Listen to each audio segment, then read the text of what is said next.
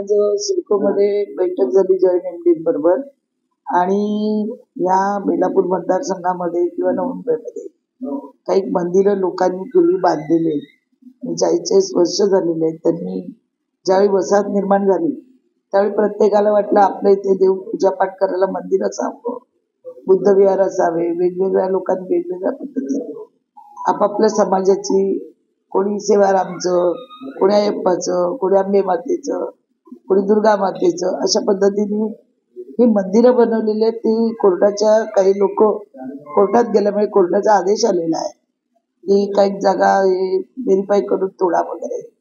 आता ही मंदिरं 30-40 वर्षाची आहेत. तर आमच्या शिडकोकडे एक मागणं होतं की तुम्ही आम्हाला 500 मीटर पर्यंत मंदिरं कायमस्वरूपी करून द्या, रेग्युलाइज करून द्या.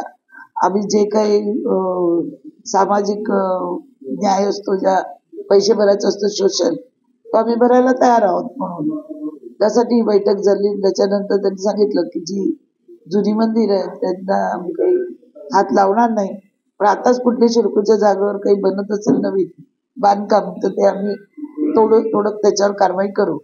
तसं ग्रामस्थांनी सुद्धा जुनी घरं असतील तर आम्ही कारवाई करणार नाही, पण जी लोक आता कोणी नवीन बांधकाम करत असेल तर त्याच्यावरती आम्ही थोडं कारवाई केली जाईल. त्याच्यानंतर त्यांच्याशी बसून तेच आम्ही त्यांना सांगितलं की काही आम्हाला वेगवेगळ्या प्रकल्पासाठी प्लॉट पाहिजे. त्या प्लॉटसाठी त्यांनी सांगितलं की महापालिकेने मागणी करावी, ते आम्ही देऊ म्हणून. त्याचप्रमाणे लवकरच आम्ही हे मगाशी एमडीशी जाऊन बोलून आली एका मीटिंगमध्ये. ते बोलले आपण हेच मंदिरासाठी वगैरे आपण एक मुख्यमंत्र्यांची पण बैठक घेऊ, कारण कोर्टाचे जे आदेश आले ते नियमावली वगैरे आम्हाला बघावी लागेल, कशा पद्धतीने यांना बसून देता येतील.